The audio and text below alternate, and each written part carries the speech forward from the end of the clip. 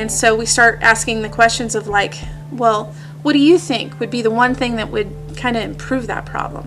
People who live in a community know better than they do how to be a blessing to their community. But when the people in the community made it clear how important this place, what is needed here, that's where we responded. We literally let the community drive what was going to populate this building.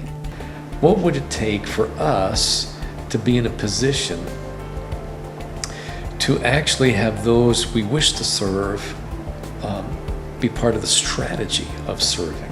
You know, put marketing and stuff in, get people signed up to come and do this clothing bank or come, serve with this food bank. And it becomes all about getting the church involved in a project and not the community.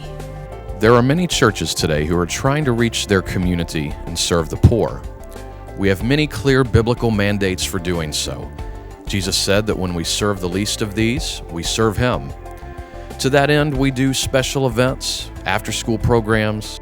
We do food banks, we do food giveaway, we do clothing banks, we do really well, and it helps those in need. But today, Christians are discovering something. That hasn't ended poverty. If we don't do something at the neighborhood level, that revolving door will continue. In recent years, Christians everywhere have started to come to terms with the fact that some of the ways we serve our communities are actually creating a cycle of dependency. One of the more widely read books in this hard-hitting realization is Toxic Charity by Robert Lupton. In his book, he talks about all the ways that churches and nonprofits have given to those in need, but then says this: those closest to the ground, on the receiving end of this outpouring of generosity, quietly admit that it may be hurting more than helping. How? Dependency, destroying personal initiative. When we do for those in need what they have the capacity to do for themselves, we disempower them. To be sure, not all charity and giving is toxic. I think that charity may be an important starting point. I think what's toxic is to limit ourselves to that response of charity. But as Robert Lupton points out, doing for rather than doing with those in need is the norm. Add to it the combination of patronizing pity and unintended superiority, and charity becomes toxic. What is the alternative? Enter Christian community development. Christian community development is a long-term investment approach to ministry with one's neighborhood that totally breaks down the typical giver-recipient distinction that characterizes so many of the church's community service efforts. It is the faith-based version of asset-based community development, an approach that first gained widespread attention in the 1993 book Building Communities from the Inside Out by John McKnight and John Kretzmann. So often we see what's wrong with impoverished communities. Community development strategies affirm that there are leaders and dreamers in every community who don't need or want the rest of us to fix their community for them, but need to be identified, encouraged, and resourced. Those conversations are converging. And so some of the missional conversations along with community development conversations, if you love your neighbor with all your heart and you really love God and you really want to see your neighbor and you and God go on a mission together, which is basically what we're doing, you start to see these communities of faith that are kind of funky and kind of weird. Ironically, this is an approach that has been used by foreign missionaries for some time now, but it's not the modus operandi of churches in the United States. Many of us are focused internally and trying to grow our own membership and programs. Even churches that do a lot of service projects outside their walls often have the hidden agenda somewhere in the background of getting more members out of the deal. In Christian community development, followers of Christ commit to and invest in the growth and transformation of a neighborhood. And it's not the church's project, it's the neighborhood's project. Wendy McCaig is the executive director of Embrace Richmond, an organization in Richmond, Virginia that connects faith communities and neighborhoods in these efforts. She said that community development can be seen in 5 phases. Phase is community listening. And for us, that takes the form initially, if we don't have relationships in a community, it'll take the form of simply walking and praying and asking God to guide us to the persons of peace. The second stage of the process is community gathering, and that's where you'll start to hear threads in a community. You'll start to meet 2 or 3 people that say, you know, I really wish it was safer for the kids here. I really wish we didn't have so many abandoned buildings. You know, I really wish this. And you'll start to hear the heart. And we gather people around heart. And so when we start to hear people who share the same passion, we'll say, you know, let's get together and we'll have what we call a facilitated conversation, just a conversation about that. So what would it look like if all the kids in our neighborhood had equal access to quality education? What would that look like? And then people start to dream, well, you know, I think our elementary is really pretty strict. You know where we're really falling down? Yeah, it's that middle school. Oh, yeah. Well, don't forget. And you'll start to hear this energy and it'll start to take shape. And then once people kind of get excited about what could be, then we form kind of these action teams, and this is still in that building phase where we say, okay, what if we worked on one thing? What is one thing we could work on? And then it becomes a regular gathering, and then people really start to gel around a similar idea, and then we twin them with a church. So that's our process. So community listening, community building, and then partnership development with other people who care about what they care about, and then we do leadership development with an adult leader from the neighborhood, and we say, you know, is this something you would take on? We're here to support what the neighbors care about. Would you take this on? And then lastly, it's that sustainable structuring, and that's what you were kind of hearing in my conversation with Patrice about, okay, board of directors, decision making. If you've never heard of this approach before, you might be catching on to the fact that it's different. It's not the 3-hour service project on Saturday. It's not a church program. 5-6 years ago when we first started doing this, nobody could get it. They really didn't. I think churches got that we needed help, and so they would help, you know, get furniture or get stuff. And when I went to my home church and I said, you know, I really sense this call, this relational ministry, we've got these homeless friends, they didn't know what to do with me. They really didn't, you know, they're like, well, we need greeters. If you want to serve, you know, you can come be a greeter on Sunday. Like, they just didn't know what to do with me. Wendy would also quickly caution us not to see her 5 phases as a strategic plan or neat process. It's as messy, complicated, and unpredictable as human relationships themselves. Sometimes when you start a conversation, you think it's going to be one person's going to be the key leader. You're like, oh yeah, and then they get a job in Timbuktu and it's actually somebody else. So I try not to look too far ahead because things are always open to change and open to the Spirit kind of moving us in new ways.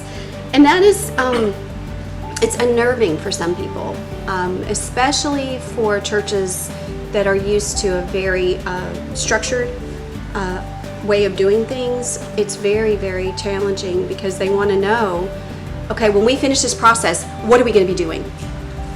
And I'm like, well, we're going to figure it out with the neighbors.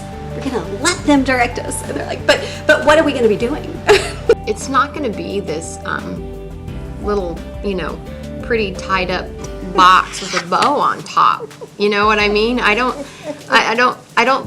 think that's when I said, you know, you have to go, is that sometimes you think, well, we're going to have, this is step 1 and step 2 and this is 3 and that, you know, you've got this really, you know, it's going to be very neat and tidy.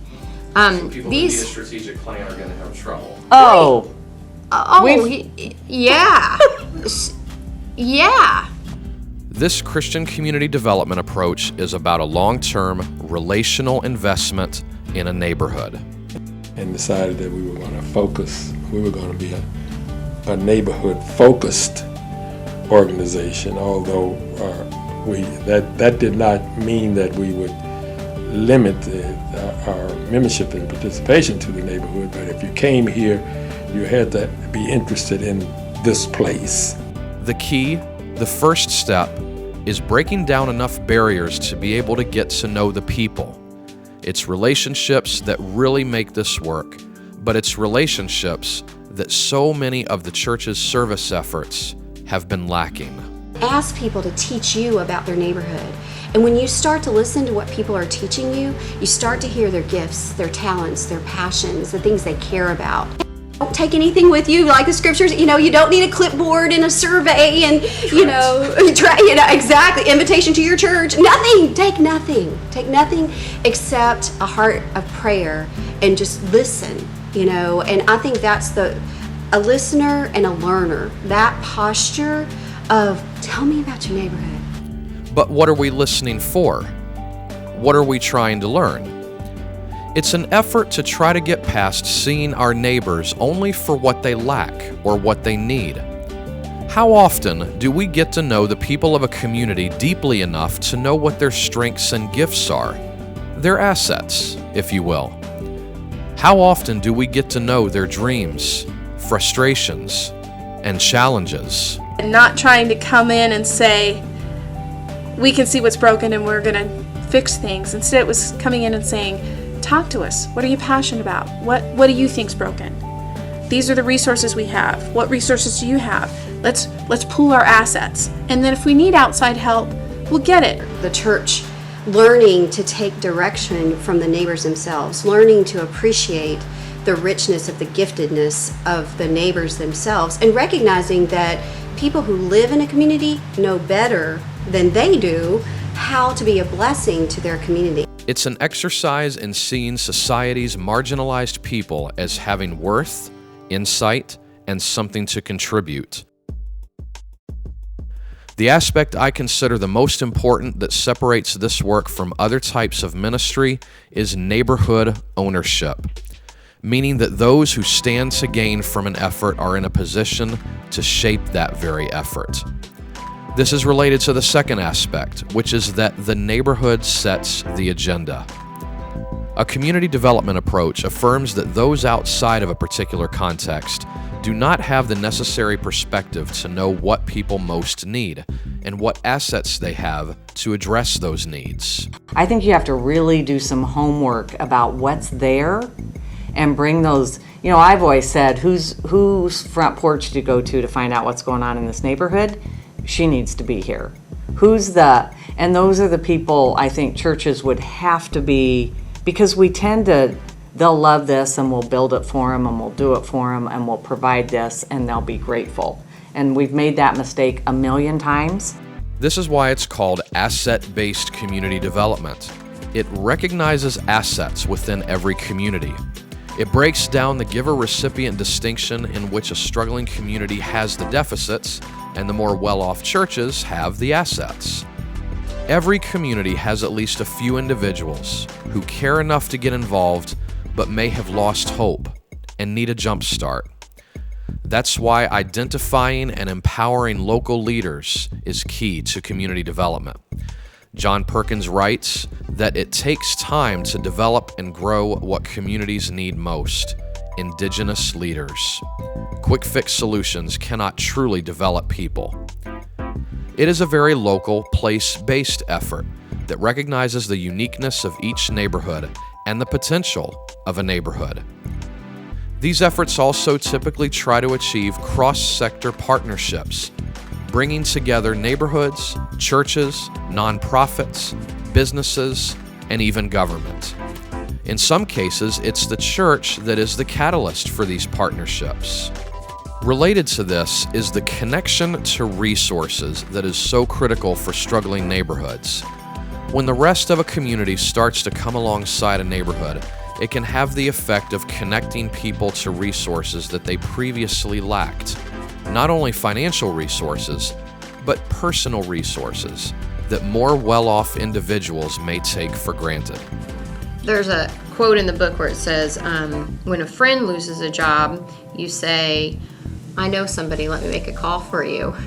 But when someone who's poor needs a job, we take them a blanket and a can of beanie weenies.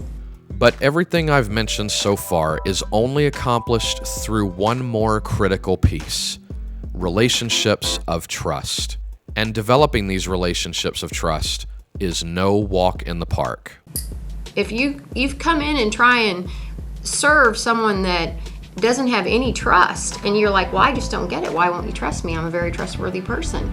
And they can't trust their mother to show up. Yeah.